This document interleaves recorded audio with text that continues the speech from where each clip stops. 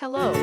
For today's lesson, we will tackle about acceptance response to a terrorist incident, hospital response, emergency decontamination information. We all know a terrorist medical response requires the coordination, communication, and shared information of multiple agencies at the local, state, regional, tribal, and federal levels.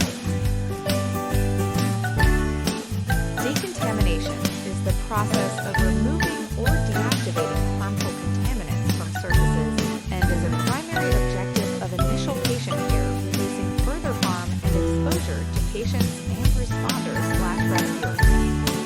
Two types of decontamination. The first one is gross decontamination. It is the initial high-volume risk decontamination. And the second one is technical decontamination. It is the secondary fine thorough washing of all body locations.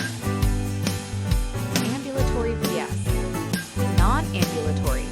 Ambulatory capable patients can be instructed and guided through disrobing and self-decontamination, showering, and washing, while non-ambulatory patients will likely require assistance and disrobing and decontamination by available trained and appropriately garbed responders.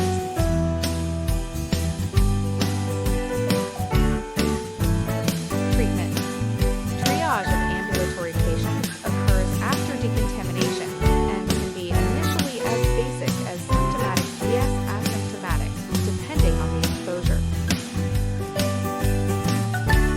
Symptomatic patients can be routed to various treatment areas depending on the extent and level of symptoms, while non-ambulatory patients will need evaluation for life and limb-threatening conditions, as well as decontamination measures.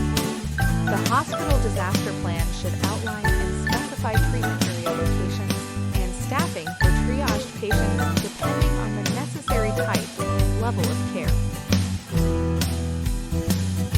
Asymptomatic patients may be evaluated and monitored for delayed symptoms in observational areas, which may include cafeterias, auditoriums, or waiting rooms.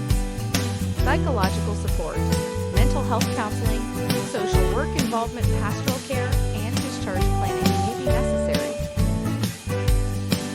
Notification. The first 15-30 minutes of planning and activities after a mass casualty disaster can be chaotic and daunting.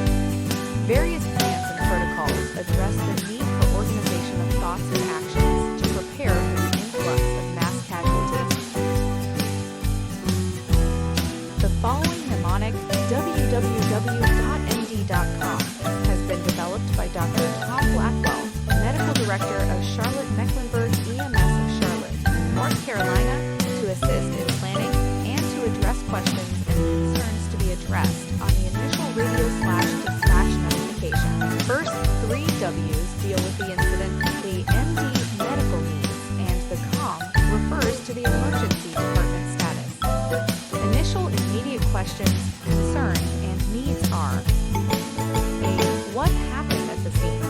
For example, ID explosion, agent release, etc. When did this happen? Like immediately vs hours ago. Where did this happen? Like public or populated area, residential vs commercial for casualty estimation. Medical, what are the major medical injuries/illnesses of the victims? For example, multiple traumas, respiratory compromise, ambulatory status. Decontamination, was decontamination required, initially done on scene or required at hospital. Casualties, estimate of number of casualties involved, with or without priority. Other countries that have experienced this bomb incident utilize an estimate system of a dozen, dozens, or hundreds. Other, consideration to be given of the current patients in the emergency department and their care disposition, i.e. emergent admission, moved to a different area of the hospital or rapidly discharged from the department. Mutual aid is mutual aid assistance or resources needed. Additional staff, patient transporters, specialized assistants, i.e. radiation safety officer.